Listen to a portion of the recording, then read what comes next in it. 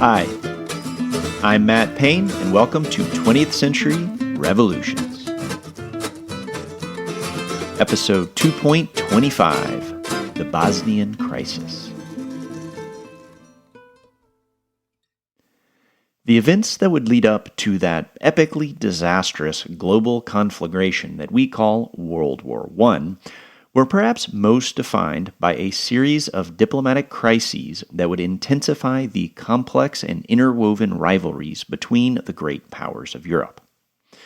The infamous events of July 1914, following the assassination of Austrian Archduke Franz Ferdinand, were simply the final crisis after years of similar war scares that had all nearly plummeted Europe into war on several different occasions.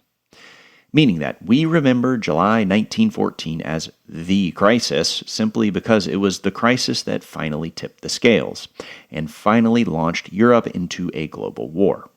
A war that many European diplomats had, by that point, come to feel was an inevitability. So today we are going to discuss one of these other crises that would nearly launch the great powers into a world war several years before 1914. The diplomatic scare that would come to be known as the Bosnian Crisis. The reason that we are eminently interested in this specific crisis that would help set the stage for World War I is because the Bosnian Crisis would center around the territorial ambitions of the Austro-Hungarian Empire and the ongoing collapse of Ottoman rule in the Balkans. As we know all too well on this podcast, Ottoman rule in the Balkans had been on the verge of collapse for quite some time at this point. And the number one reason that the CUP had launched their revolution in July of 1908 was to specifically fend off this final and complete erosion of Ottoman rule in the Balkans. Remember, the revolution was initiated in order to save Macedonia from great power annexation or from an intervention that would lead to indirect colonial rule.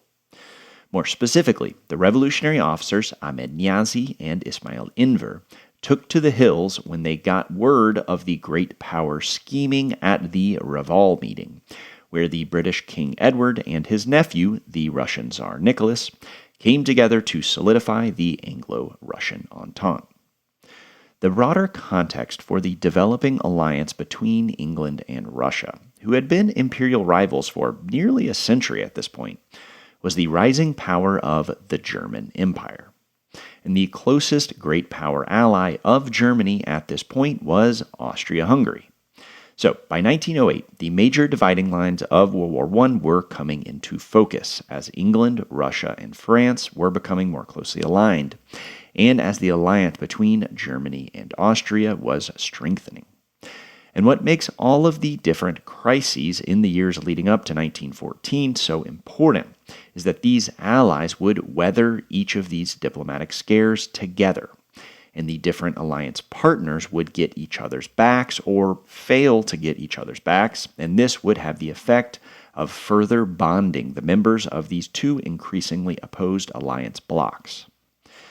For the Bosnian Crisis specifically, the great power tension would center upon the rivalry between Russia and Austria-Hungary over hegemony in the Balkans. And then Serbia is also going to be a majorly important player in the Bosnian Crisis, and Serbia's central role in the crisis is what makes the Bosnian Crisis a uniquely important event, as World War I will officially begin once Austria-Hungary declares war on Serbia on July the 28th, 1914. And well, in the spring of 1909, Austria-Hungary and Serbia nearly went to war as a result of the Bosnian Crisis 5 years before the Great War. The complex web of tension between Russia, Austria, and Serbia had been going on for quite some time at this point. I mean, we talked about it way back in episode 1.2, the Serbian Revolution, as the capital of Serbia, Belgrade, had actually been conquered by the Habsburgs in 1791 during the Austro-Turkish War. After the Austrians won this war against the Ottomans, the Austrians occupied Serbia for 2 years. But then, in the final treaty agreement, Austria had given Serbia back to the Ottomans in exchange for other more strategic territories. Within the mythology of Serbian nationalism, this decision by the Austrians in 1791 to cede Serbia back to the Ottomans was seen as a deep betrayal, and the Serbs would no longer look towards Austria as their benevolent great power protector, and instead they would increasingly look towards Russia, their Slavic big brother. Now, this narrative amongst Serbian nationalists is a major simplification of reality, because during the Serbian Revolution, Serbian rebels received their weapons and training across the border in Habsburg Russia, and the Serbian rebels had used the weapons and training received from the Habsburgs to rise up against the Ottomans, eventually winning autonomous rule. But even so, the Austrian betrayal in 1791 was a major turning point in Serbo-Austrian relations, and it set the stage for the Russians to increase their influence over the Orthodox Slavs living in the Ottoman Balkans. And then, of course, we talked at length about the moment when Serbia officially earned their full independence, because it happened in the wake of the Russo-Turkish War of 1877-78, in which Russia invaded Ottoman Bulgaria and then nearly conquered the imperial capital in Istanbul. Then, the 1878 Congress of Berlin, which settled the Russo-Turkish War, would really open up the rivalry between Russia and Austria-Hungary in the Balkans, because Russia would feel somewhat cheated after the Congress of Berlin, as they would not be given the level of influence they felt they deserved in the Balkans, largely as a result of the fact that Bulgaria, whom Russia saw as their client, was not given full independence and was instead divided up into 3 separate regions, all still technically within the Ottoman Empire. Then, a critical development happened at the Congress of Berlin when Austria-Hungary was given the go-ahead to occupy the Ottoman territory of Bosnia-Herzegovina. And so, it was in 1878, amongst the negotiations at the Congress of Berlin, when Austria began its long and tumultuous relationship with the diverse peoples of Ottoman Bosnia-Herzegovina. And over the next 30 years, Austria would occupy and administer the region, even though the territory was technically still left under the suzerainty of the Ottoman Empire. Then, the other Balkan territory similarly left under Ottoman suzerainty was the Bulgarian Principality, which would come under the Russian orbit as Russian officers and administrators flooded into the Bulgarian capital of Sofia. Now, we talked at length about this era of Bulgarian history during our series on Bulgarian unification, episodes 2.4 and 2.5. So, if you remember, in the years after Bulgaria won their autonomy, the Russians would become increasingly unpopular, and Bulgaria would act increasingly independent. The most dramatic example of this was the unification of Bulgaria with Eastern Rumelia in 1885. During which the Bulgarians declared the unification of 2 territories that were technically Ottoman provinces, without asking the permission of their imperial overlords, the Russians, or their technical suzerains, the Ottomans.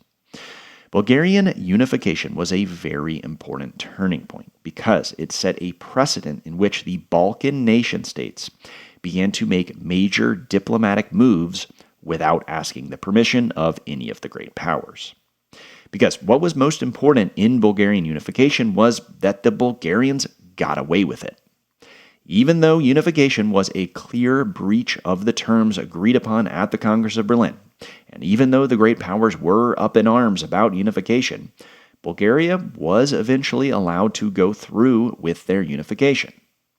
In the coming years, the Balkan nation-states would continue to act more and more independently of their great power patrons. The increasing boldness of Serbia and Bulgaria in particular will become hugely important, not only within the Bosnian Crisis, but also in the events leading up to the Balkan Wars of 1912 to 1913, which will completely remake Ottoman Europe. And then it will also be critical in the events leading up to the Great War of 1914. So, the relationship between the Bulgarians and the Russians would become increasingly contentious in the final years of the 19th century, as the Bulgarians began to act independently of their great Slavic patron, Russia. And well, in the years following the Congress of Berlin, a somewhat similar dynamic would emerge between Austria-Hungary and Serbia, as Austria-Hungary would look towards Serbia as their Balkan little brother, in a way somewhat similar to the Russians and the Bulgarians. But towards the end of the 19th century, radical Serbian nationalists would heavily resent the fact that their government had become dependent on Austria. And again, this is similar to the ways in which radical Bulgarian nationalists resented the fact that their government had become increasingly dependent on Russia. This resentment amongst Serbian and Bulgarian nationalists contributed to the Macedonian struggle, in which these radical nationalists in both Serbia and Bulgaria, as well as in Greece, would all look towards Ottoman Macedonia as an outlet for their territorial ambitions. The radical nationalists from Serbia, Bulgaria, and Greece would form the core of the guerrilla networks who would face off against each other and against the Ottoman authorities leading up to the revolution of 1908.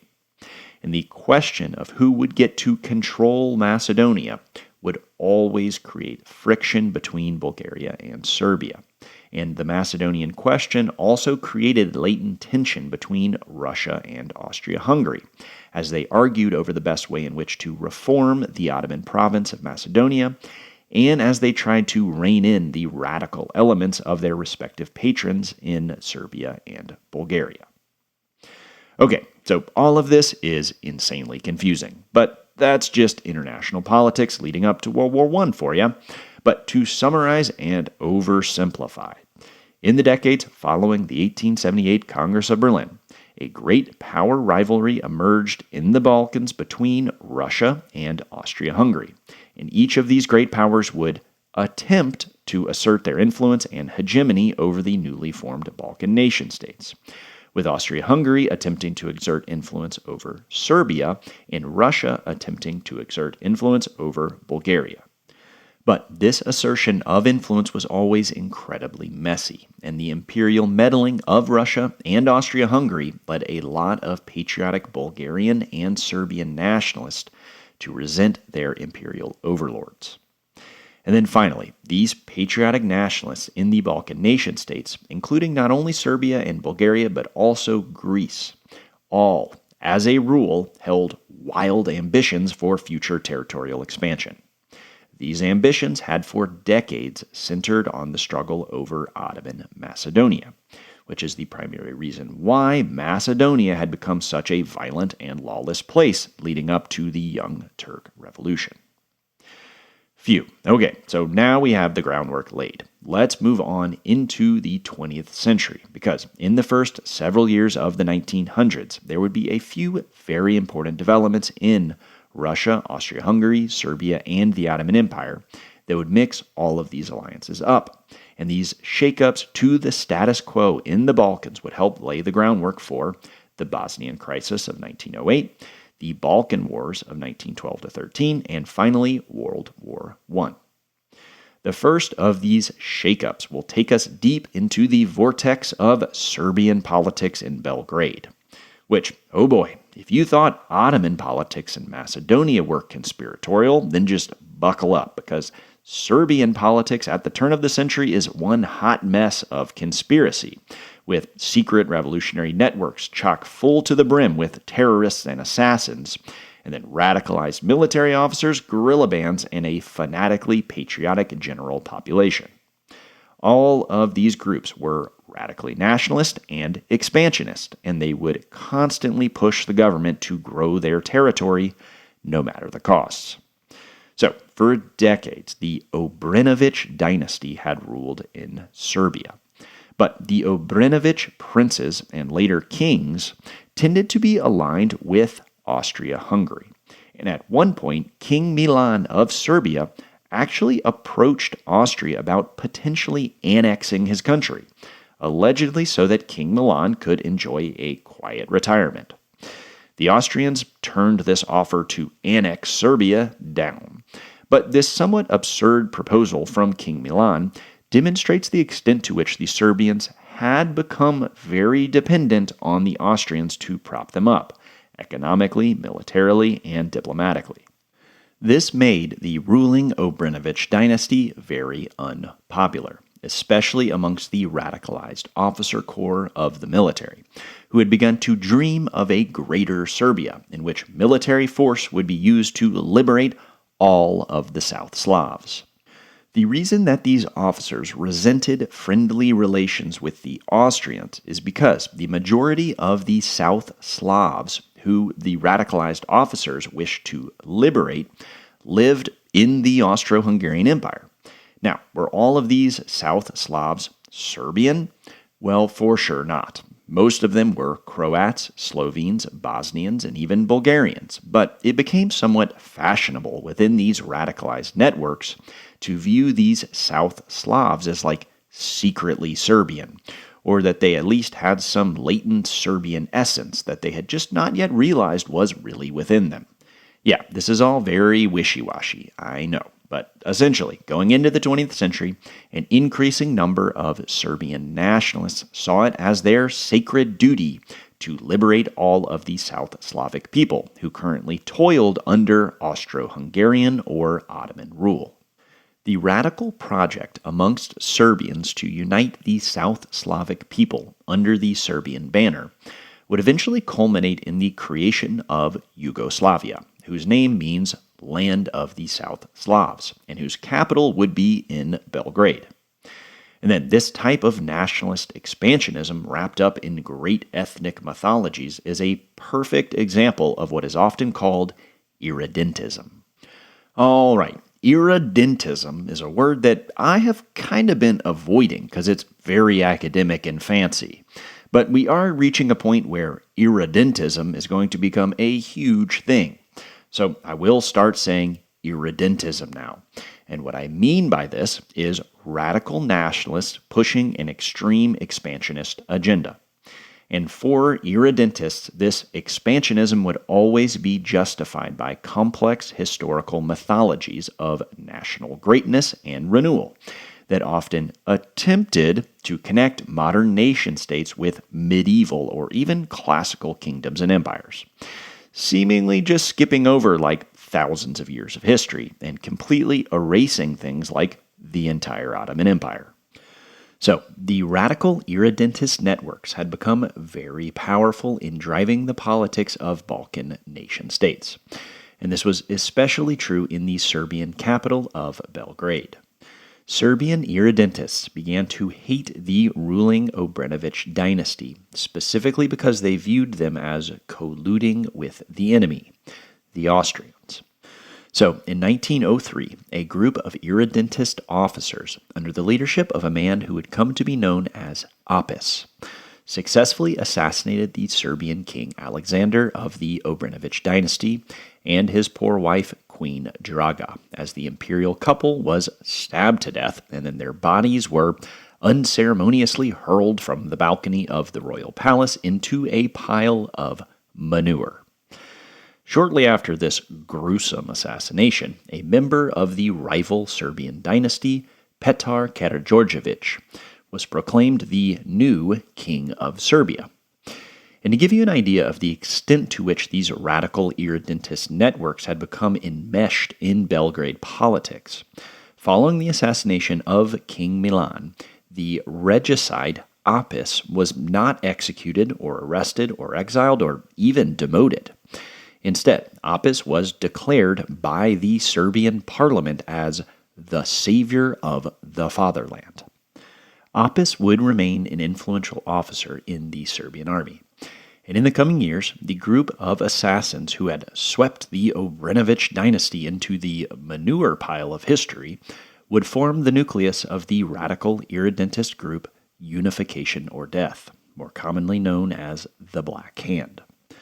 The Black Hand, under the leadership of Apis, would be the primary conspirators behind the assassination of the heir to the Austrian throne, Archduke Franz Ferdinand, in 1914, the event that would launch World War I.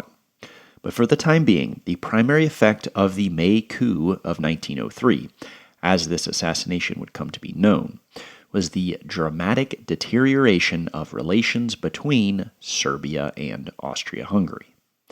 Following the May coup, the Austrian leadership would increasingly view Serbia as an existential threat to their empire. Because one of the most catastrophic events in the recent history of the Austrian Empire had been the Italian Wars of Independence, in which radical Italian nationalists had successfully broken away from the Austrian Empire. The loss of Italy in 1866 had dramatically shrunk the Austrian Empire and had been a terrible humiliation for Austria. Serbian irredentists self-consciously looked towards the Italians as their inspiration, and one of the most influential publications amongst this group was called Piedmont, named after the Kingdom of Piedmont-Sardinia, who had united Italy. And as an aside, the word irredentism originally comes from the phrase Italian irredenta, which means unredeemed Italy, or the Italian lands not yet under Italian rule. This is the exact same logic as the Serbians wishing to expand into the Ottoman and Austrian empires in order to redeem unredeemed Serbia. So, Austria-Hungary understandably feared that Serbian irredentism might lead the Austrians to lose control over their Slavic-speaking populations of their empire, just as they had lost control over their Italian-speaking subjects 50 years earlier. After the May coup, when irredentism increasingly began to drive Serbian politics, the growing tension between Serbia and Austria-Hungary would come to center around the Ottoman territory of Bosnia-Herzegovina. And this was because both Austria and Serbia had significant interests in Bosnia.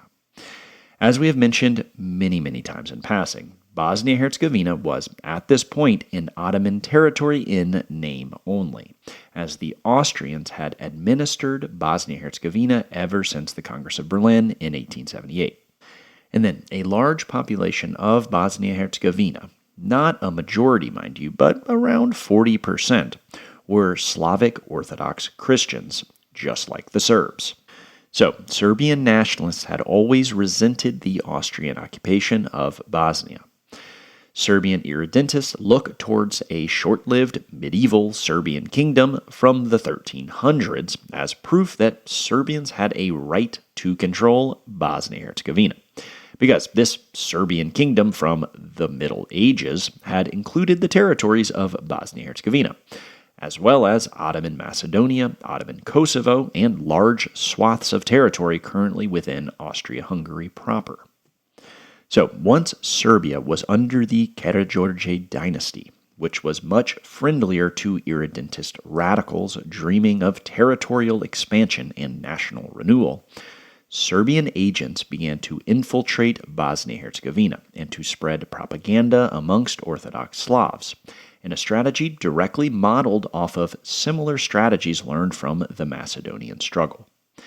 And due to the autocratic nature of Austrian rule in Bosnia, the large Slavic population there did sort of begin to look toward Serbia as their benefactor and even potential liberator.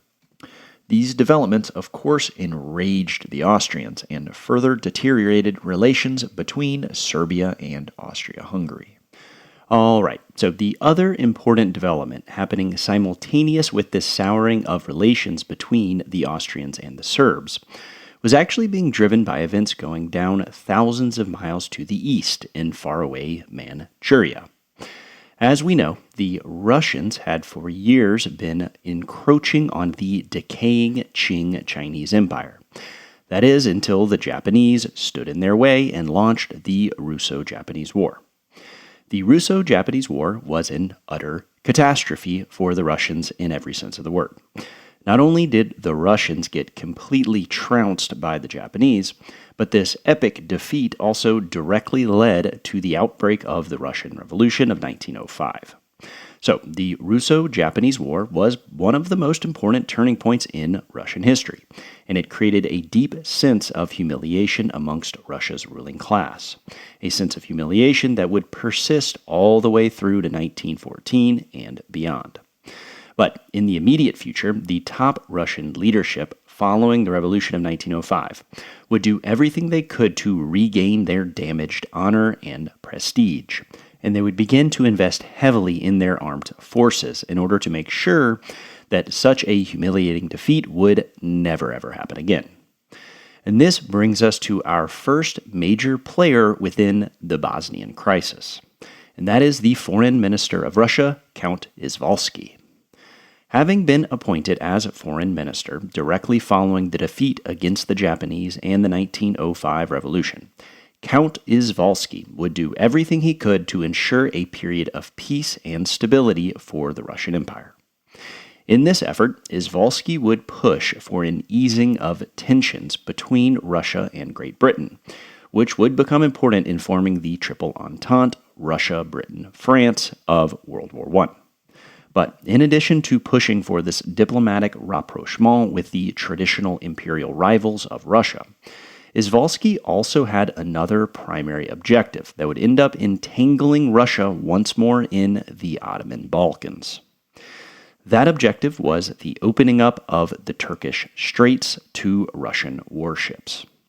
Now, we talked at some length about the Turkish Straits in Season 1, because access to the Turkish Straits had been a primary concern of the Russian Empire for hundreds of years, and was one of the primary motivations for the Russian invasion of Ottoman Bulgaria in 1877. Because the Russians definitely did not launch a costly war against the Ottomans simply to liberate the Balkan nation-states. As a quick reminder, the Turkish Straits describes the body of water connecting the Black Sea to the Aegean Sea. Moving from north to south, the Turkish Straits begin at the Bosphorus Strait, which is the body of water where the Ottoman imperial capital of Istanbul sits. Then you get to the Sea of Marmara, and finally the Dardanelles, also called the Strait of Gallipoli, which is another small inlet that dumps into the Aegean. Even though the Russians had handily defeated the Ottomans during the Russo-Turkish War, during the Great Power Settlement at the 1878 Congress of Berlin, the Turkish Straits were left under the control of the Ottoman Empire, and the straits were closed to foreign navies. This settlement was aimed directly at controlling the then rising power of the Russian Empire, because as a result of the closing of the straits, the Russians lost their ability to use their Black Sea fleet to exert naval power in the Mediterranean and beyond. This had always been a sore point for the Russians, but this settlement would become especially important during the Russo-Japanese War.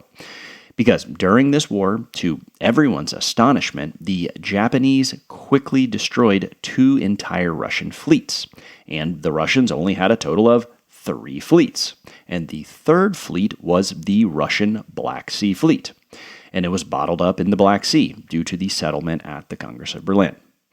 The inability of the Russian Navy to pass through the Turkish Straits had been a major contributor to the Russian defeat to the Japanese. So many Russians now viewed the closure of the straits as an existential threat to Russia's national security. So Foreign Minister Izvolsky made it a top priority of his to open up the Turkish Straits to Russian warships. In pursuit of this aim, Izvolsky would begin to negotiate with the Austro-Hungarians, as they were the other great power with pressing interests in the Balkans. And that brings us to the second major player in the Bosnian Crisis, and that is the Foreign Minister of Austria-Hungary, Count Aehrenthal. Much like his Russian counterpart, Count Izvolsky, Count Aehrenthal was a longtime diplomat who had recently been appointed as foreign minister, and Aehrenthal had risen through the ranks of the Austrian foreign ministry by way of his alliance with the heir to the throne, Archduke Franz Ferdinand, whose death would precipitate the Great War in 6 years' time. Aehrenthal had somewhat similar goals to Izvolsky in that he felt that easing tensions with Austria's traditional rivals was necessary in the current international climate. So, Aehrenthal had been a primary organizer of the Mersteg Agreement of 1903, which you may remember had been the great power response to the Linden Uprising, in which Russia and Austria-Hungary worked together to enact reforms in Ottoman Macedonia. These were the reforms that had placed all those arrogant and paternalistic European officials throughout the Ottoman Balkans. But what the agreement demonstrates is how Aehrenthal was more open to working with the Russians than were his predecessors. In 1908, Izvolsky and Aehrenthal began semi-secret negotiations in pursuit of each of their respective goals. And the agreement that would emerge from these negotiations was that the Russians would allow the Austrians to formally annex Bosnia-Herzegovina, and in exchange, the Austrians would support the opening up of the Turkish Straits to Russian warships. Now, all of these negotiations are going to end in a major international crisis. So the later reports coming from Izvolsky and Aehrenthal describing their correspondence would contradict each other on all of the key points, as both foreign ministers attempted to salvage their careers following the Bosnian Crisis. But what is clear is that the Young Turk Revolution of July 1908 sped these negotiations along, as the revolution disrupted the post-Congress of Berlin status quo in the Balkans. And specifically, the Austrians became worried that representatives from Bosnia-Herzegovina would be elected to the newly convened Ottoman Parliament. And this was a legitimate concern because, first and foremost, Bosnia-Herzegovina was still technically a part of the Ottoman Empire. And then on top of this easily forgotten reality, a primary goal of the Committee of Union and Progress was to exert more centralized control over the periphery of the empire in order to strengthen and unify the Ottoman state. So it was a real possibility that the CUP had larger ambitions to bring Ottoman provinces that had fallen under Western imperial domination back into the Ottoman fold. Ottoman provinces such as Bosnia-Herzegovina, which had been under Austrian administration for 30 years at this point. Bosnia-Herzegovina was still technically an Ottoman province, and a reinvigorated empire under the CUP might attempt to wrest their peripheral territories back from the Western imperialists. So, in September of 1908, just months after the Young Turk Revolution, Izvolsky and Aehrenthal would meet at the Moravian castle in Buchlau, where they would try to come to some sort of mutually beneficial deal. Now, like I said, the later reports of this meeting would contradict heavily. But it does seem pretty clear that at this meeting at Buchlau, both Aehrenthal and Izvolsky agreed that Austria would annex Bosnia-Herzegovina, and in exchange they would support Russian access to the Turkish Straits, potentially through the joint organization of an international Congress of the Great Powers, though this last point was left kind of vague. Now, one thing we need to kind of understand here is that Count Aehrenthal was a bit of a schemer. And following this meeting, he would begin dropping hints to diplomats and leaders of other countries that some sort of big change was upcoming in the Balkans. And one of the leaders to whom Aehrenthal would drop such a hint was Prince Ferdinand of Bulgaria. For many years now, Prince Ferdinand had held open ambitions to declare himself as king or even czar of Bulgaria. And in these grand ambitions, Ferdinand's interests aligned with the more radically nationalist elements in the Bulgarian Principality, who chafed under the Congress of Berlin settlement, which still forced Bulgaria to remain under technical Ottoman suzerainty, even though Bulgaria had been acting as a de facto independent state for years at this point. Knowing of these aspirations held by the Bulgarian prince, Aehrenthal met with Ferdinand and essentially gave him a subtle wink and a nod, implying that Austria would support him should the prince declare Bulgarian independence.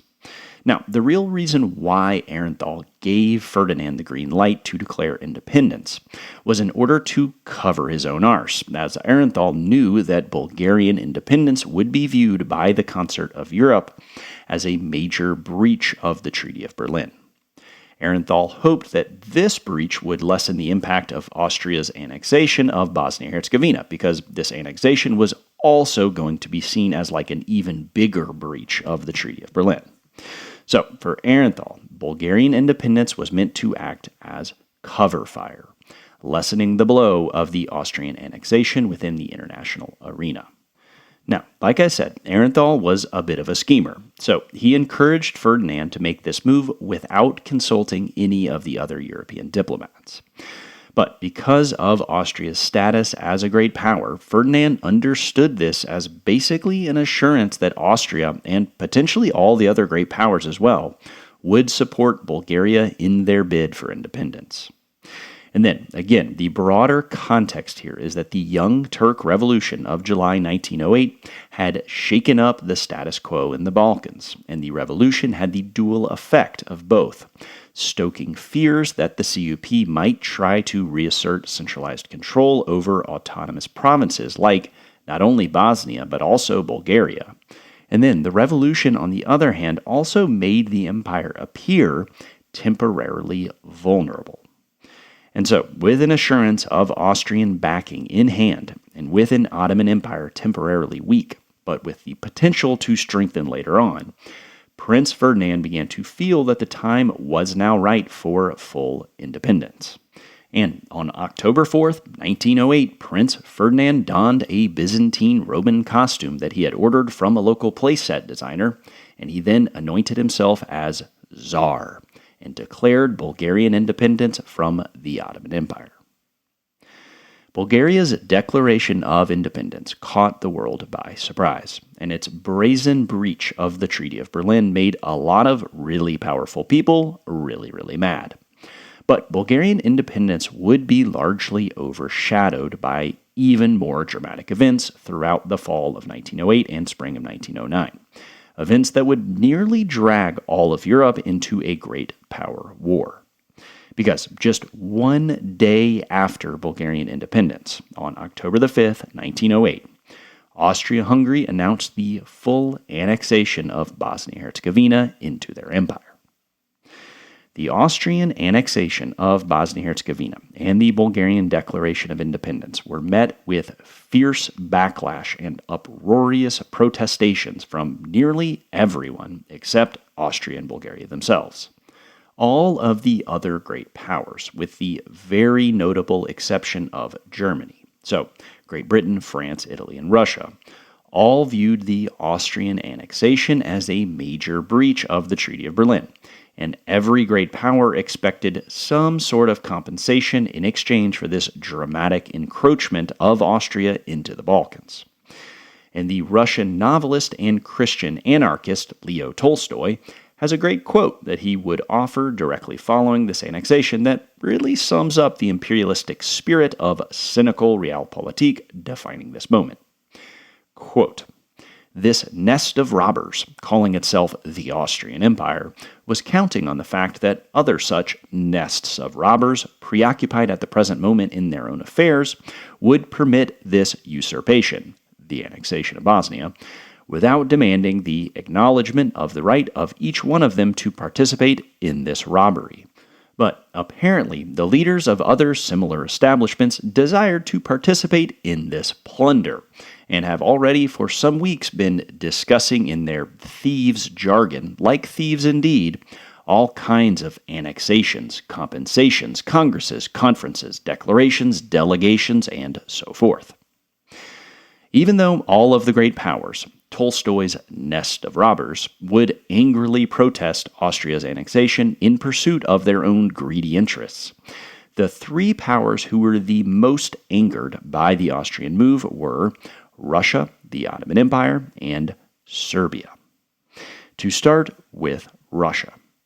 Even though Izvolsky had essentially given the go-ahead to Aehrenthal, the Russian foreign minister had allegedly been under the impression that Aehrenthal would alert him of their move well in advance, as this would give the Russians time to organize an international conference to discuss the opening up of the Turkish Straits.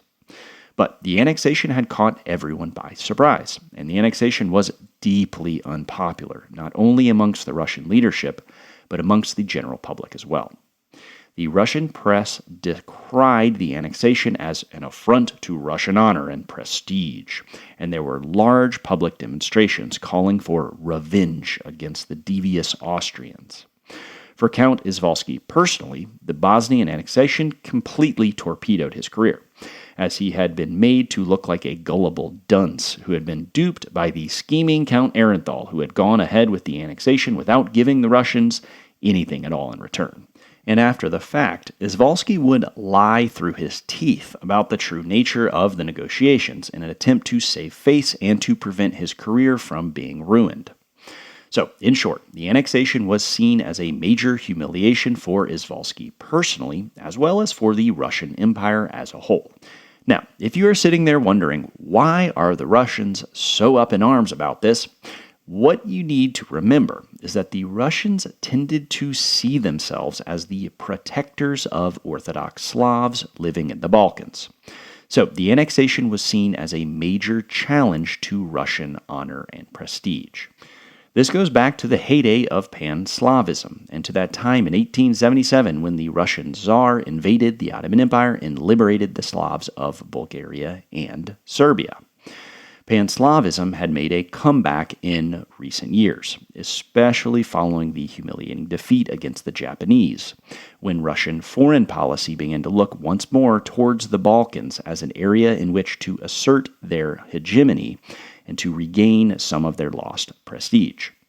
And in general, imperial prestige was a really big deal during this era, and it was animating the actions of both the Austrians and the Russians, as these two empires both felt humiliated by recent events, each in their own way.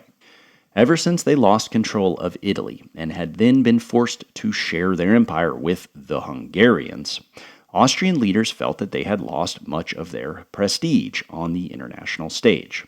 Then, more recently, the Russian defeat against the Japanese and the subsequent revolution of 1905 had also made the Russians feel that they had lost imperial prestige. This created a situation in which both Austria and Russia saw the Balkans as an area in which they might regain some of this lost imperial prestige.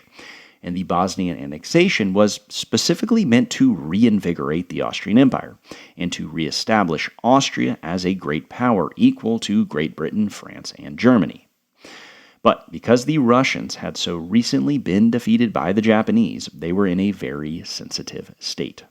And the Bosnian annexation was seen as yet another major blow to their prestige, as it directly challenged their imperial influence in the Balkans, at a time when they were specifically hoping to increase their influence in that region. So, in short, both Austria and Russia had been looking towards the Balkans in the hopes of reestablishing themselves as a major great power. And then with the Bosnian annexation, the Austrians had kind of beaten the Russians to the punch. This led the Russians to feel humiliated and betrayed. Okay, so now that we have covered why Russia was furious, we need to return to good old Serbia, because no one, not even the Ottomans, were as angry about the Bosnian annexation as Serbia. As we mentioned at the beginning of this episode, Serbia had been largely taken over by radically nationalist and expansionist elements following the bloody coup of May 1903. And the irredentist networks in Serbia, especially those within the military, had begun to see Bosnia-Herzegovina as an integral part of their larger project to build a greater Serbia. And just like the Bulgarians and the Austrians, the Serbians also saw the Young Turk Revolution as a potential opportunity to expand their territory and influence and to, quote-unquote, liberate their fellow South Slavs living across the border in Ottoman territory, in both Macedonia and Bosnia. The radical irredentism in Serbia had become pretty widespread amongst the Serbian population as a whole. And in the wake of the annexation, massive demonstrations would break out all across Serbia, and there was a general clamoring for war against the Austrian Empire.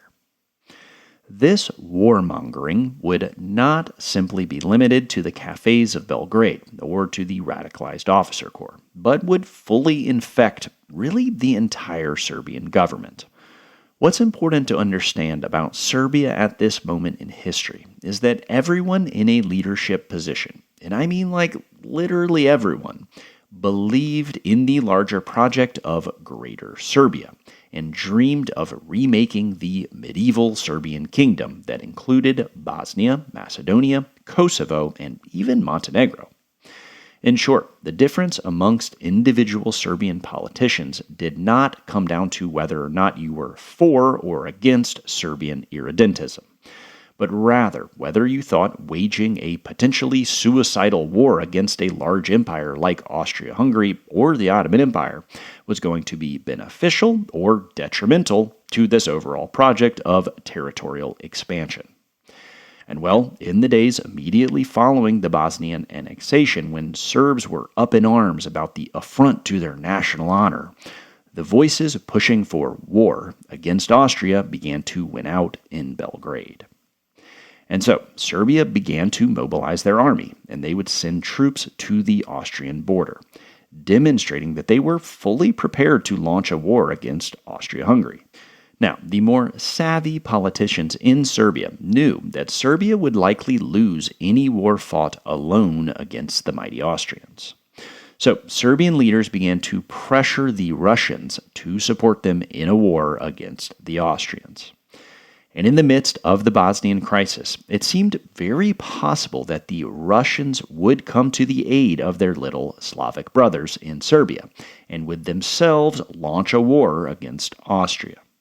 Because, like we just said, there was also massive popular unrest in Russia as people protested the annexation in the streets of Moscow and Petrograd, and as the popular press called for a war against the Austrians to defend the honor of their fellow Slavs in Serbia and to reclaim Russia's lost prestige. But Russia was still recovering from their defeat against the Japanese, and military leaders knew that Russia was not yet ready for a major confrontation with another great power, especially when that confrontation might trigger a larger European war. Amidst the tense negotiations that followed the annexation, Russia began to call for an international conference to arbitrate the recent changes in the Balkan status quo, and it was assumed that they would use this conference to call for the opening up of the Turkish Straits. But these plans would fall through once Germany began to warn Russia against the continuation of these calls for an international conference, because Russia knew that they could definitely not take on the might of the German army, whose strength had become widely feared across Europe in recent years. And an important side effect of these negotiations in general was that the Triple Entente of Russia, Britain, and France would come to see the Austrian annexation as an extension of German power and influence, as the crisis made it clear that the alliance between Germany and Austria had grown quite strong over the past several years. And in the long term, possibly the most important consequence of the Bosnian Crisis was that it entrenched the two opposed alliance blocs of Europe, as Russia, Britain, and France were up in arms about the annexation, while Germany decided to back its ally and to support Austria's bid for Bosnia-Herzegovina. So, as a result of German threats, and of the fact that Russia's army was not yet ready for a major war, Russia would end up backing down, and they would also put pressure on Serbia to do so as well. So in the short term, as the Bosnian Crisis came to an end in the spring of 1909, diplomacy had won out, and the Great War had been temporarily averted. But the opposed alliance blocs had each weathered the storm together, and Russia, Britain, and France would draw closer together in their shared anger towards Austria and in their shared fear of the rise of German power. And then the crisis had also shown that in many ways Germany was Austria's only true ally, and Austria was Germany's only true ally as well. And then in Russia, there was a broad feeling that the empire had suffered yet another major national humiliation, as the Russians had proven themselves too weak to stand up for the rights of their fellow Slavs in Serbia. And Russian leaders would continue to invest heavily in strengthening their army, resolving that next time the Russians would have to stand up for their little Slavic brothers in Serbia to protect them against the Austrian and German bullies. Okay, so the Bosnian Crisis of 1908-9 had clearly begun to push Europe towards the Great War of 1914, as the rivalry between Russia and Austria-Hungary became dangerously entangled in the maze of conspiracy and revolution in the Balkans. But what is easy to miss in all of this, and what was forgotten by many at the time, was that these dramatic events of 1908-9, specifically Bulgarian independence and the Bosnian annexation, both came at the expense of the Ottoman Empire. Because even though Bosnia-Herzegovina and Bulgaria were both only nominally under Ottoman suzerainty at this point, it was assumed by many patriotic Ottomans that a strengthened Ottoman state under the CUP might have been able to reclaim control over their lost territories in the Balkans. But instead, the cynical forces of European imperialism and Balkan nationalism had conspired against the Ottomans to snatch yet more territory away from the Ottoman fatherland. The loss of Bulgaria and Bosnia would create a ton of resentment in the Ottoman Empire, as mass protests broke out against the Austrians and the Bulgarians, and as the CUP called for a boycott of Austrian goods. Amidst the negotiations, the Ottomans had been compensated by the Austrians for Bosnia, and the Ottoman government was pretty eager to take this payment as they were chronically short on cash. But the annexation and Bulgarian independence were an early challenge to the CUP, and these events put CUP leaders immediately on the defensive. Then, to make matters worse, Greek rebels and political leaders on the island of Ottoman Crete would take advantage of the chaos of late 1908 to proclaim union with the Kingdom of Greece. What this meant is that just months after the CUP had taken control of the government, the Ottoman Empire had witnessed its most significant territorial losses since the Russian liberation of the Balkans in 1878, at the beginning of Sultan Abdul Hamid's reign. The CUP had launched their revolution specifically in order to prevent the further encroachment of foreign powers into the Ottoman fatherland. And so, Bulgarian independence, Austrian annexation, and union in Crete would all be major blows to the CUP's standing within the empire and would set the stage for the counter-revolution. And so, next week, we will cover the dramatic events of spring 1909 as the forces of reaction burst forth onto the scene in the so-called 31 March incident that would see widespread reactionary unrest and an army mutiny in Istanbul, Islamist calls for the reinstatement of Sharia law throughout the empire, and the return of ethnic violence against Armenians in Adana.